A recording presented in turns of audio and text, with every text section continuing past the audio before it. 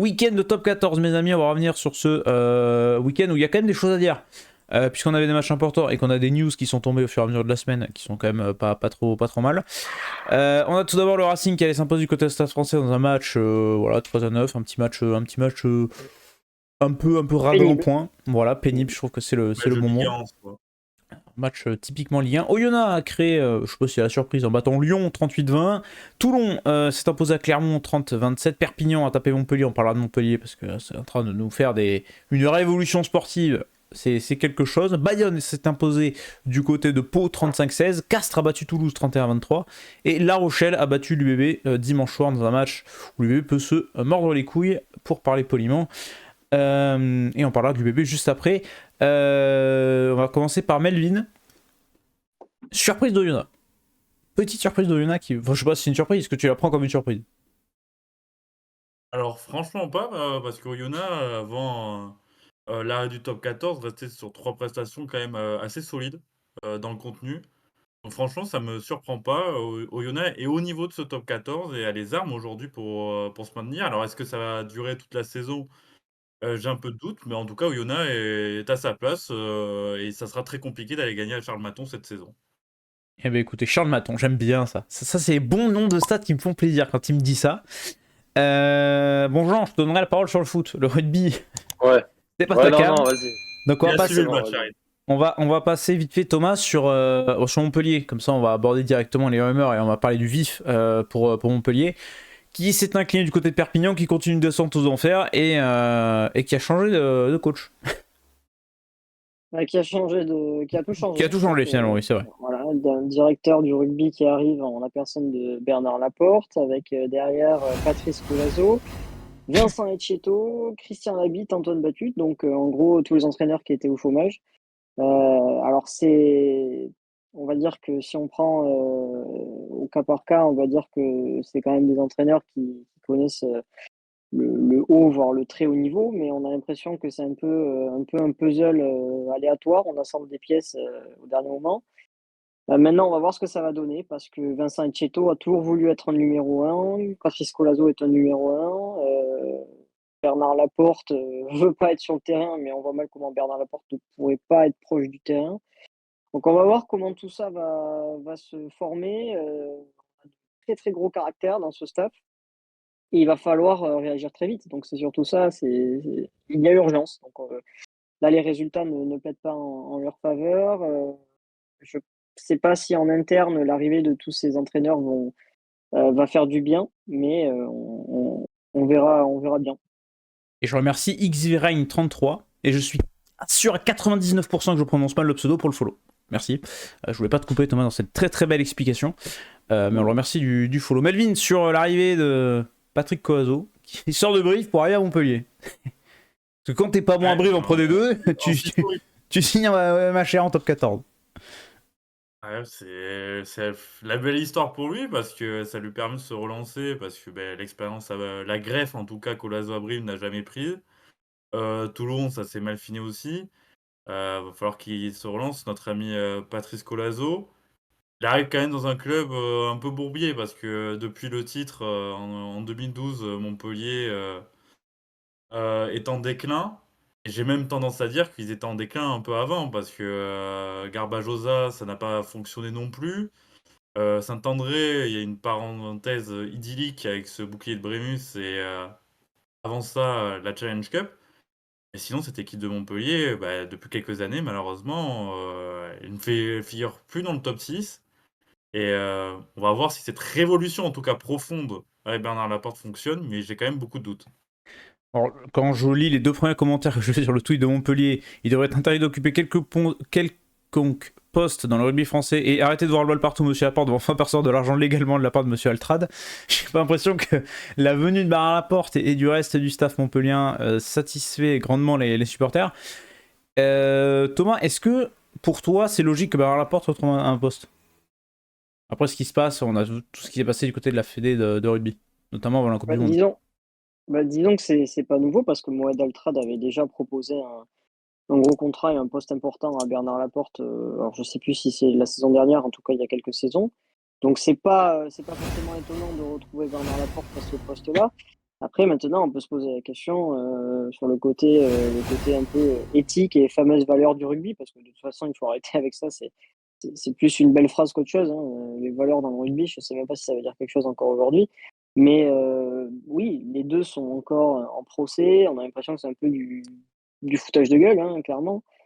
Après, on verra, hein. Ça fait longtemps que Bernard Laporte n'a pas occupé un poste comme ça. On verra aussi quelles seront ses fonctions, parce que finalement, directeur du rugby, ça veut à peu près tout et rien dire. Donc voilà, il va falloir faire la passerelle aussi entre Moed Altrad et Patrice Colazo et le reste du staff. Je ne sais pas vraiment comment tout ça va s'articuler, mais je comprends tout à fait les critiques envers Bernard Laporte. On verra aussi comment lui va réagir et comment il va se comporter. Est-ce qu'on le verra souvent? Est-ce qu'il se fera discret? Je ne sais pas. En tout cas, je crois qu'il en a gros sur la patate et qu'il a envie je sais pas, je sais pas si c'est tourner la page, mais de prouver aussi que c'est pas une trompette. Eh ben, on verra ça. Ça va être une collaboration épineuse du côté de Montpellier. Et ça va animer toute cette saison de top 14. Oui, On parce va. qu'en plus, je Vas-y, rajouterais vas-y. aussi quelque chose. On en a parlé un peu avec Melvin d'ailleurs, mais l'ouvreur de Montpellier, Louis Carbonel, a des relations très très compliquées avec Patrice Colazo. Et c'est pour ça que ça a agité un petit peu on va dire les réseaux sociaux ces derniers temps, avec un possible départ de Louis Carbonel à Toulon, à Toulouse. D'ailleurs, les supporters de Toulon ont fait une pétition pour que Carbonel revienne. Je sais pas là non plus comment ça va se passer entre les deux hommes, mais en tout cas, c'est pas du tout, c'est pas l'amour fou. Donc, il va falloir gérer ça aussi en interne et ça risque d'être compliqué. Ouais, il va y avoir plusieurs choses déjà à Montpellier. J'ai l'impression que c'est un peu un mélange explosif. Et si ça marche pas, ça peut très très vite exploser et créer plus de dégâts qu'il n'y en a déjà du côté du MHR, hein. Ouais, tout à fait, mais puis, le plus gros des problèmes, je pense que enfin, il y a 2 problèmes. Il y a le recrutement qui est pas bon depuis quelques saisons, avec des joueurs qui restent et qui ont, semble-t-il, pas le niveau pour jouer en top 14. Et le deuxième problème, c'est le jeu pratiqué par Montpellier. Le jeu pratiqué par Montpellier cette saison, c'est du rentre-dedans, c'est du jeu à la sud-africaine. Et pour jouer un jeu à la sud-africaine, il faut recruter des joueurs en adéquation avec Sud-Africain. ton projet et ton système de jeu. Donc, c'est un peu compliqué. Et puis, il y a quand même des qualités derrière, hein. Quand on voit des joueurs comme Carbonel, comme Boutier, comme Serfontaine, il faut les faire jouer. Et si tu veux les faire rentrer dedans, bon, ben, ça peut pas fonctionner, hein. Et donc on verra comment ça va se goupiller tout ça en espérant que Bernard ne prenne pas la porte. On va enchaîner évidemment parce que j'étais obligé de la faire, c'était une Ça, palette de c'était merde. bossé. Ça, c'était Ah, le seul truc bossé de la semaine. c'est le seul truc Original bossé surtout. depuis le début de cette émission. Et très original évidemment parce qu'on est vraiment quelqu'un de qui bosse bien. Melvin, je voulais t'interroger vite fait sur le Toulon-Clermont. Toulon s'est imposé du côté de Clermont. Bon, le Clermont d'Urios, il a repris un Clermont un peu moribond de la saison dernière. Qu'est-ce qu'on peut dire de ce match-là, de cette performance et surtout de ce Clermont de début de saison? Ouais, ça va être encore compliqué pour aller chercher le top 6. Cette équipe de Clermont, là aussi, je parlais de Grève tout à l'heure pour Colas Abril. La Grève Furios, elle tarde à prendre. J'ai l'impression que cette équipe de Clermont, elle a le potentiel. Alors pour un top 6, si, mais voilà, quoi, elle est à des années-lumière de La Rochelle, Toulouse ou encore l'UBB pour aller chercher un bouquet de Brims. Donc encore une confirmation, malheureusement, que Clermont ne fait plus partie de ses favoris dans ce championnat. Et oui, l'article, j'ai pas lu ta vanne sur Bernard pour lâcher ma vanne sur Laporte, qui disait que Laporte avait récemment été plus habitué au poste de police qu'autre chose. Effectivement, j'ai préféré ma vanne sur très peu original sur Laporte. Clermont, Thomas, pardon, rapidement sur Clermont. Qu'est-ce que tu penses du début Ouais, de saison ben, de Clermont, toi? honnêtement, le début de saison de Clermont était pas trop mal. C'est une équipe qui a envoyé beaucoup plus de jeux que d'habitude, avec des joueurs un peu plus en confiance. Ils ont perdu Baptiste Jonot lors de demi-mêlée et ça a été une très grosse perte. Et sur ce match face à Toulon, justement, ils ont très très bien débuté le match. Ils ont marqué un essai absolument magnifique. Et je les voyais pas perdre en fait. Et je trouve que c'est plutôt une grosse performance de Toulon pour le coup qui réagit enfin, qui montre enfin du caractère. Maintenant, sur cette équipe de Clermont, je ne sais pas trop comment la juger. Je sens qu'il y a de la progression, mais c'est un peu une progression qui stagne donc, finalement. Donc, j'ai envie de voir le comportement de cette équipe sur les prochains matchs, mais pour le moment, c'est un peu tout ou rien. Eh bien écoutez, on verra comment va se comporter Clermont. On va enchaîner de suite en parlant de Toulouse, qui a été défait par Castres. Si je mets le bon écran, c'est toujours mieux. Toulouse qui a été battu par Castres 31-23. Toulouse qui galère, hein. De toute façon, Thomas à Castres à chaque fois, j'ai l'impression. Je sais Ouais, plus combien ça fait depuis qu'ils Castres, sont invaincus, Castres, face à Toulouse, mais j'ai pas la à date en domicile, tête, ouais, j'ai j'avoue. plus les stats, mais Mais ça fait un moment, effectivement. Mais non, c'est plus globalement, enfin, évidemment qu'il y avait beaucoup d'absents à Toulouse, mais c'est pas une excuse quand on voit les équipes alignées tous les week-ends, hein. Je pense qu'il y a des doublons, oui, certes, quand tu es privé de Dupont, de Ramos, bon, Tama qui est blessé, de Baye, de Marchand, tout ça. Bon, évidemment que ça compte, mais quand tu vois l'équipe alignée, tu te dis que cette équipe-là doit faire mieux. Là, à Castres, elle retrouvait quand même quelques internationaux, dont Antoine Dupont, que tu mets en 10 pour mettre Paul Graou, qui ne convainc toujours pas au poste de neuf. Mais c'est surtout dans les choix de jeu, dans l'envie, on sent que cette équipe-là, elle n'est pas encore au point. Donc là aussi, j'attends de voir un peu cette équipe dans les prochaines semaines parce que pour le moment, c'est pas le Toulouse qu'on connaît. Melvin sur ce. À ne pas, et il faut surtout pas, par contre, prendre de haut cette victoire de Castres qui mérite entièrement la victoire.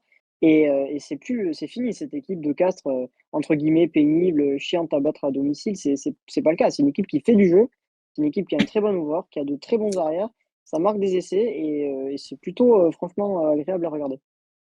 Melvin, sur ce match-là, sur cette performance castraise ou sur cette défaite toulousaine, qu'est-ce que tu as envie de retenir?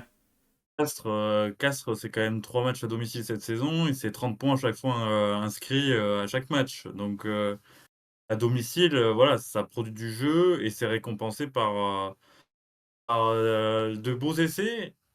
Cette équipe de Toulouse, on sait très bien qu'on l'attend en fin de saison. Là, on peut pas juger. Ça va prendre du temps, ce qui est normal avec la période coupe du monde, le temps que les automatismes reviennent. Et voilà, cette équipe toulousaine, on sait qu'elle va monter en puissance et qu'elle sera là au moment où il le faudra, en fin de saison avec les phases finales de top 14. Eh bien, on verra bien donc où va finir cette équipe toulousaine, qui reste quand même le gros favori, j'imagine, pour le Brennus cette saison. Ça bouge pas, ça. Ah oui, oui. Surtout quand Oui, on oui, voit avec les. La Rochelle. Ouais. Voilà, donc on verra bien où va se situer Toulouse en fin de saison. On va enchaîner sur le dernier petit match de top 14 dont on voulait parler. Ça va nous permettre de parler de l'Union Bordeaux-Bègles qui s'est incliné contre La Rochelle du côté de La Rochelle. 25-21 dans un match qui s'est joué quand même dans les dernières minutes. Melvin, on va faire un petit. On va d'abord parler de ce La Rochelle UBB, puis après on parlera un peu plus précisément du début de saison dans la globalité de l'Union Bordeaux-Bègles. Sur ce match-là, l'UBB peut avoir des gros regrets quand même. Bah, le tournant du match, c'est cette erreur de Maxime Lucu qui relance La Rochelle. On a l'impression que l'UBB maîtrisait cette rencontre face à La Rochelle qui était pas impressionnant, en tout cas jusqu'à cette erreur de Maxime Lucu. Et malheureusement, l'UBB, comme trop souvent, malheureusement, c'est sabordé et c'est des points qui pourraient manquer en fin de saison. Des points qui pourraient manquer en fait. Il y a quand même une belle. Enfin, La Rochelle, tu les as sentis comment toi? Je vais pas dire qu'il y a une belle performance, mais ils assurent la victoire. On les sentait un peu plus en difficulté. Pas non plus hyper rassurant. Ouais, mais on sait que La Rochelle, bah, c'est comme Toulouse, hein. Pour l'instant, c'est pas, on est très très loin de leur standard habituel. Mais voilà, ils vont chercher une victoire au forceps. Elle est pas convaincante du tout cette équipe en jeu, mais encore une fois, comme avec Toulouse, c'est des équipes qui vont monter en puissance et en fin de saison, ça sera pas du tout le La Rochelle qu'on vient de voir, dimanche soir. Thomas, t'es d'accord avec Melvin sur le tournant du match et cette erreur de Maxime Lucu? Ouais, mais je rajouterais même que c'est une faute professionnelle de perdre ce match à 21-5 ou 21-8, je sais plus. Jamais tu dois perdre ce match, jamais. T'as un banc quand même qui est plutôt très solide, qui est même plus solide que le banc de La Rochelle, hein, on va pas se mentir. Quand tu fais rentrer des mecs comme Pete Samou, par exemple, bon, t'as quand même la chance d'avoir ce genre de joueur. Malheureusement, tu fais rentrer des joueurs comme Ménadier, Poirot, qui n'apportent plus rien depuis quelques saisons, qui se mettent à la faute constamment. Même Guido Petit, le deuxième ligne argentin que j'apprécie énormément, a fait une faute aussi un peu stupide. Paul Abadi, tu le fais rentrer à 2-3 minutes de la fin. Le banc de Bordeaux fait clairement perdre ce match et dès que tu sors Jalibert, tu sens l'équipe déjà complètement perdue. Et puis effectivement, il y a ce tournant du match avec cette sortie de camp assez simple, on a l'impression. Après, c'est difficile de jeter la pierre sur Maxime Lucu, évidemment, mais c'est vrai que ce genre de moments, il faut savoir les maîtriser, mais malheureusement, Bordeaux a adopté ce mode de, comment dire, je sais pas, mais ce genre de. En tout cas, elle aime bien ce genre de déroulé de match finalement, où elle maîtrise, elle semble pas inquiète, pas inquiétée, et puis finalement elle le perd. Donc, bon, je suis très très déçu de la performance de La Rochelle, de Bordeaux à La Rochelle, parce qu'on avait vu vraiment de bonnes choses pendant à peu près 50 minutes, et cette équipe-là s'est écroulée elle-même. Une spécialité bordelaise, j'ai l'impression de s'écrouler hein, et de pas gagner le match. Ça, on le voit bien. Un petit mot sur la rentrée de Clément Ménadier, messieurs. Bon, pas étonné, pas étonné. Bon, c'est un joueur qui a donné, qui a beaucoup donné, c'est sûr, pour quand il était à Albi, quand il était à Bordeaux. Mais malheureusement, il faut pas attendre énormément de lui aussi. Voilà, c'est un joueur qui est plus sur la fin de carrière que du début. Tu le savais très bien en début de saison. Tu as ton jeune talonneur, et je sais que Melvin l'attendait beaucoup, Konorsa, qui est malheureusement blessé et longuement blessé. Derrière, tu recrutes Romain Laterade, qui joue à Mont-de-Marsan en Pro D2. Bah, il est absent des feuilles de match. Alors, il était blessé en juillet. Visiblement, il me semble qu'il est de retour, il ne joue toujours pas. Donc tu te retrouves avec Maxime Lamotte, il faudrait surtout pas que Maxime Lamotte se blesse, et avec Clément Ménadier. Donc de toute façon, tu n'as pas le choix. Mais son entrée, elle n'est pas étonnante, comme Jefferson Poro. Ce sont des joueurs âgés qui ont beaucoup apporté, mais qui malheureusement, sur les matchs que l'on voit depuis 1 ou 2 saisons, ne sont plus au niveau. Alors, sur la tata, le chat. On le salue, on espère qu'il va bien et qu'il se porte bien. Melvin sur Ménadier, on sait qu'il a quand même pris bien dans la gueule hein, sur la Lado.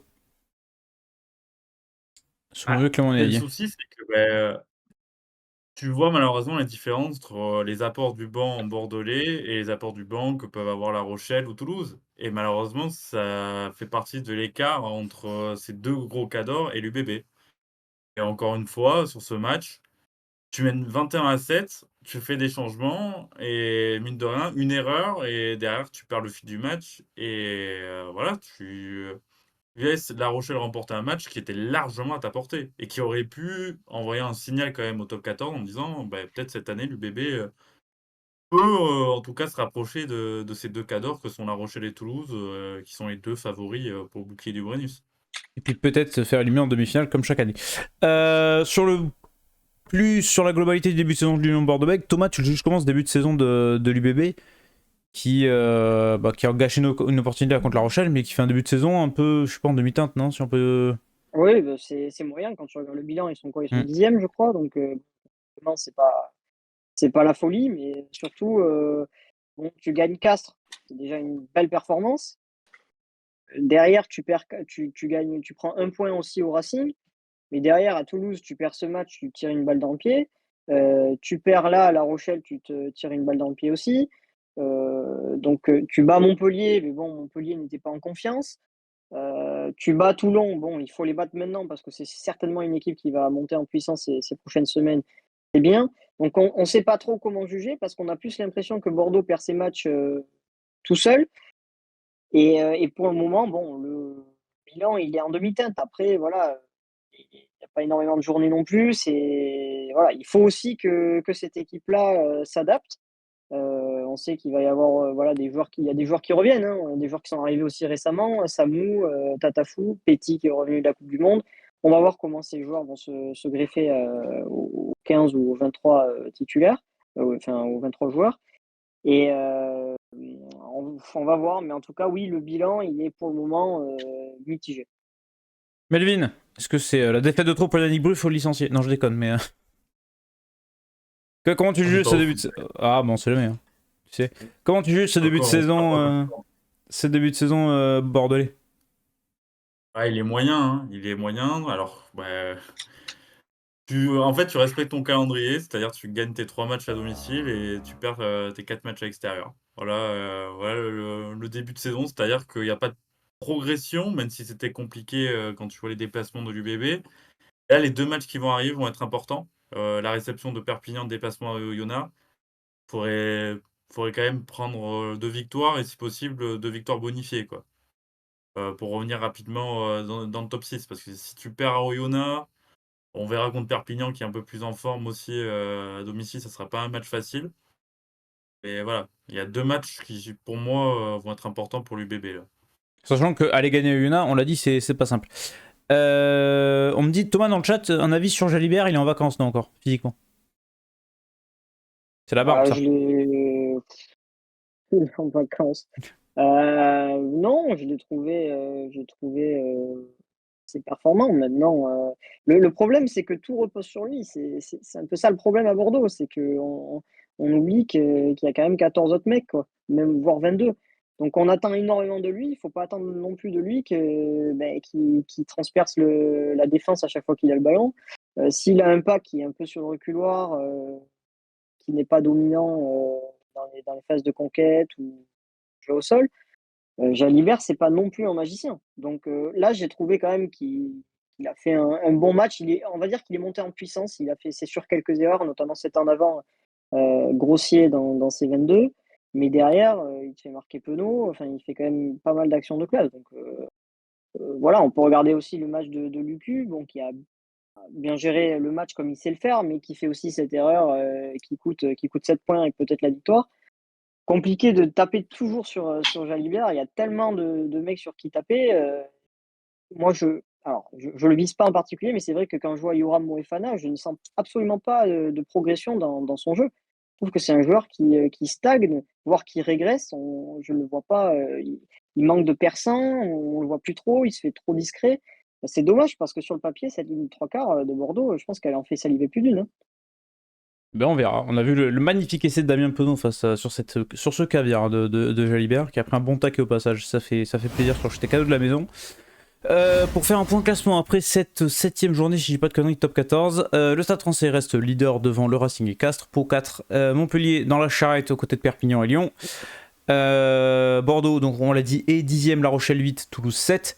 Est-ce qu'il y a une équipe qui actuellement dans haut tableau, Melvin, que tu vois rester? C'est peut-être pas un haut tableau sur lequel on pouvait miser en début de saison. Alors, je vois bien Castres rester, parce que je trouve que le travail que fait Davidson est très cohérent dans cette équipe. Donc, je mise beaucoup sur Castres cette année, qui peut vraiment être un poil à gratter dans ce championnat. Donc, voilà. Il y a une pièce à mettre sur une équipe, en tout cas, surprise, hormis les habitués Toulouse, La Rochelle, UBB, ça serait sur Castres. Thomas, d'accord avec ça ou tu vas en mettre un autre?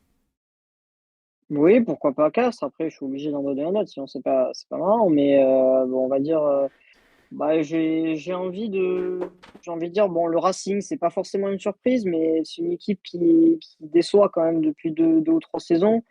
Le problème, c'est qu'elle sera pas au complet très vite. Donc, bon, ça, c'est vraiment dommage parce qu'au complet, je pense que cette équipe-là peut faire très très mal. En tout cas, voilà, elle gagne les matchs qu'il faut.